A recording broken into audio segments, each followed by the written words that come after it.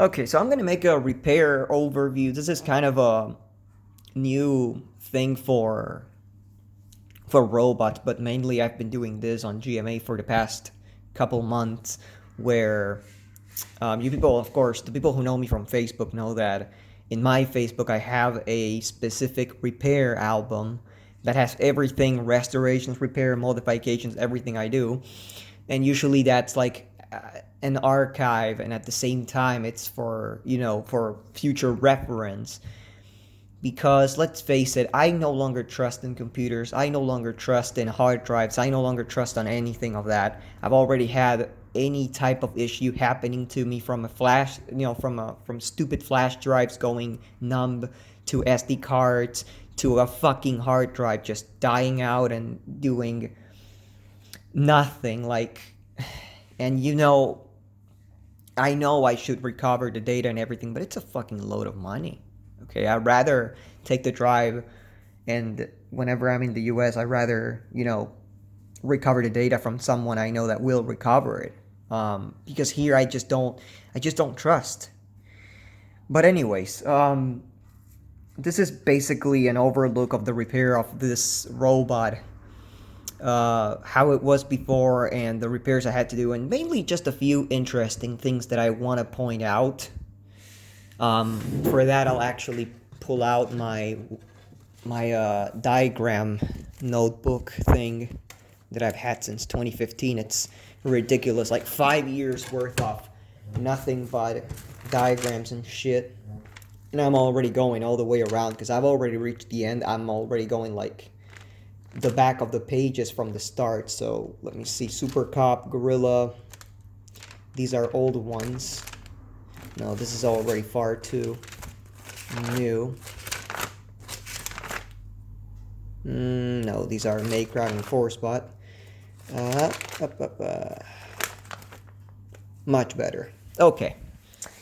So, first of all, this thing was initially fucked in any proper, thing. And again, it wasn't really worth a repair video of the other type I do, where I grab the thing and I do like, oh, this is how it used to be, this is what I'm doing, because I didn't have enough pictures. It really wasn't enough fucked for me to make a video, even though it was missing a complete chunk in the back. It really wasn't that big of a deal. But let me go ahead and explain first how it used to be. So I got this, a friend of mine brought it from a fair that I don't go to, and I usually just pay him back. And he found this, I found this pathfinder and I claimed it, and the guy was like, okay, I'll just bring you it. And of course, right away I noticed that there was like a chunk missing on the back. When I received it, I was like, oh shit, I didn't know that was there.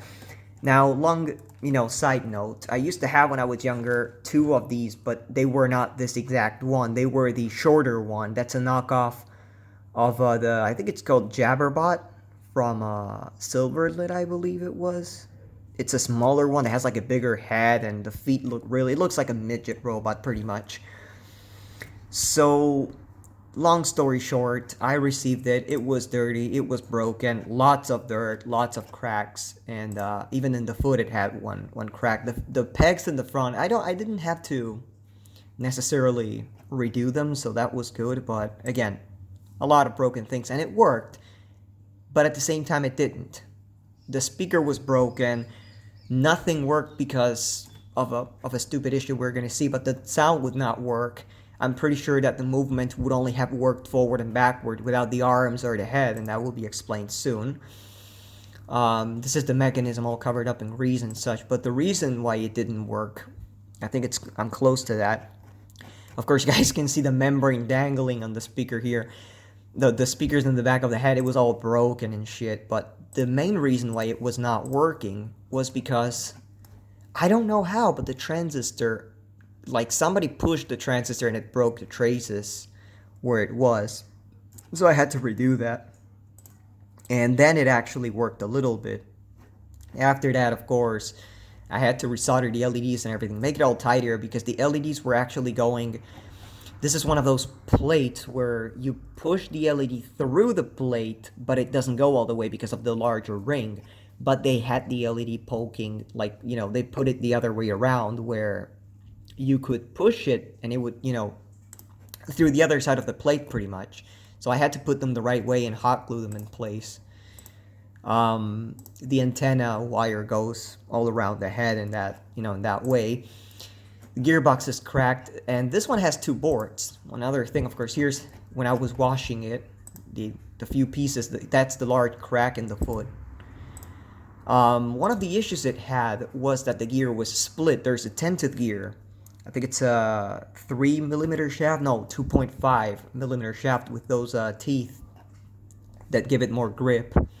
And that thing was broken. That would basically make this turn, and at the same time, there was something else that would be attached to here to make. I think there's a pinion attached to this to make the to make a knob spin so that it makes that large piece turn and make the head move. I think it was that. Yeah, of course that's the new gear. Where the fuck is that piece? I think I showed it before. Yup, that. It actually touches with a pinion. And of course, cleaning. Look at that. Just look at that dirt. That's just disgusting. Okay, the flash is turned on, and I hate it because I should have recorded without the flash. But this is just disgusting. And then, god damn it, stupid glare. Look at that shit. And of course, the whole crack thing, the hairs and everything. A lot of pubes to remove. Thankfully, no gear was broken here. It was just a question of cleaning everything up, lubricating, and then that was it. Then, of course, hot gluing the wires again. And now, here's one very strange, very interesting thing about this. So, you guys, here's the thing, you know, completely reassembled. But the thing actually has 2 chips. There's one chip, of course, that's the remote control one, like any other remote control car you can imagine. A 27 megahertz, if my memory doesn't hurt. It must have been 27. Is there any? But yeah, here. 27 megahertz. And there's, of course, a wire. There's the positive and the negative, which goes straight from the board. I believe they are the same exact wires from the positive and the negative. They are just attached to a different spot on the board, closer to the head.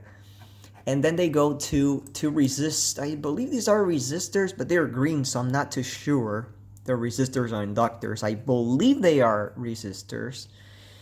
But at the same time, they do kind of reduce the voltage, so I'm not really sure. I just don't. Because I know they use these for motors as well. I've seen them in motors, so they could be inductors. Hence the green color. But basically there's 2 of them. They have different values and shit. And they basically go like that. They reduce the voltage for the 2 bicolor LEDs. Yeah, they use red-blue LEDs pretty much. Like that. And from there, you know, with the reduced voltage, it goes to the positive and the negative of the secondary sound chip. This sound chip is pretty much what they can use on any single generic push-button toy or anything you can imagine, because it's that chip that you just, if you push the button, it's not going to shut up until it finishes, but if you keep it pressed, it's going to continue constantly. It's going to make a loop out of it.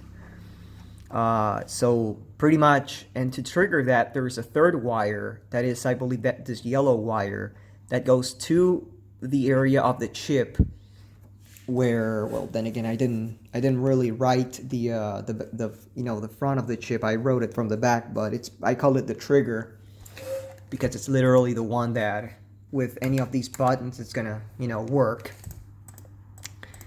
But yeah, I don't really have any other photo. Why don't I have any photo of the front of the board? What kind of useless fuck am I? Oh, of course, another thing. The magnet fell through the fucking the fucking head. But yeah, after gluing many cracks, fixing the gearbox and everything, we had the thing working.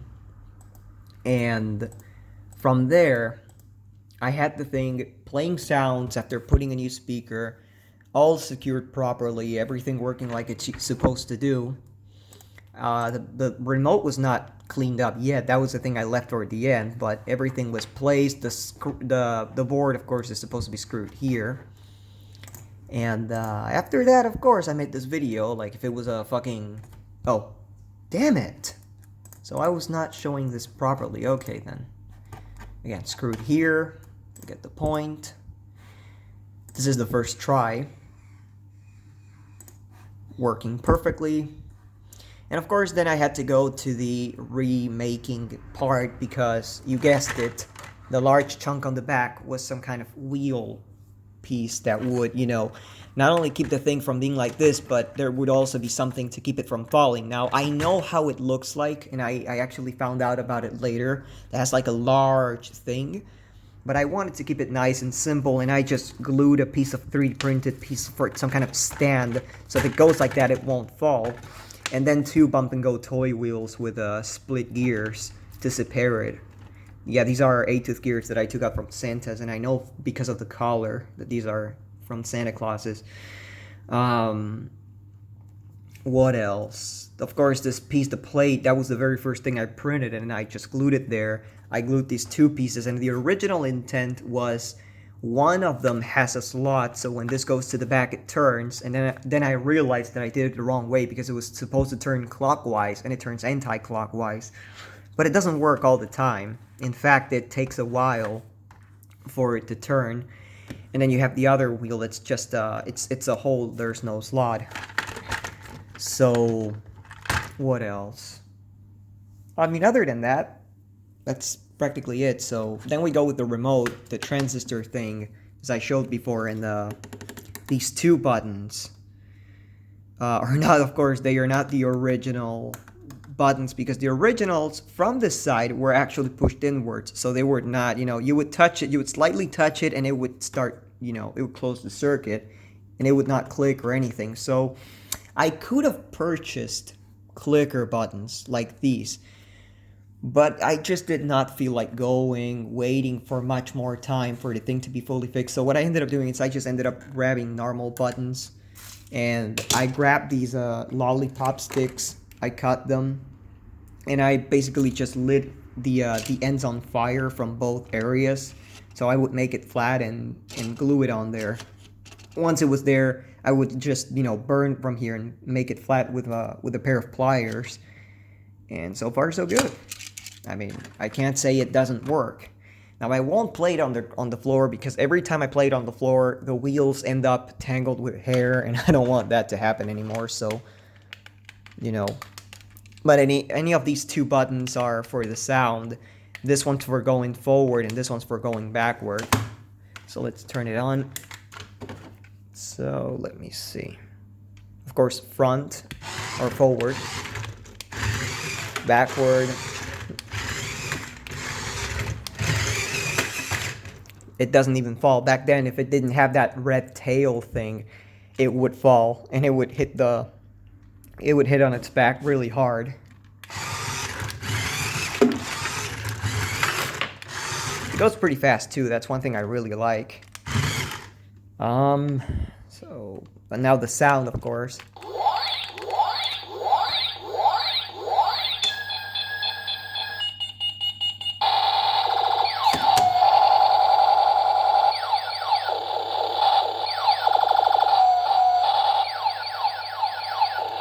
You guys can see how the eye lights kind of lose power when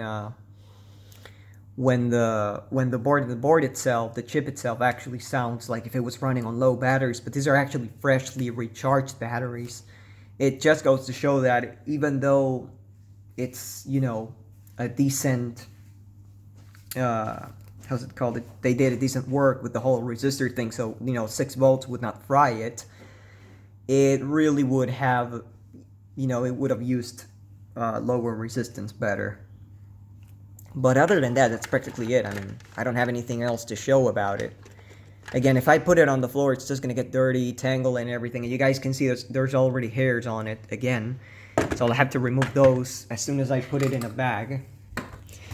Oh, god damn it, I hate the hairs so much. But yeah, other than that, that's practically the thing. So that's pretty much a repair overview over this pretty silver piece of shit.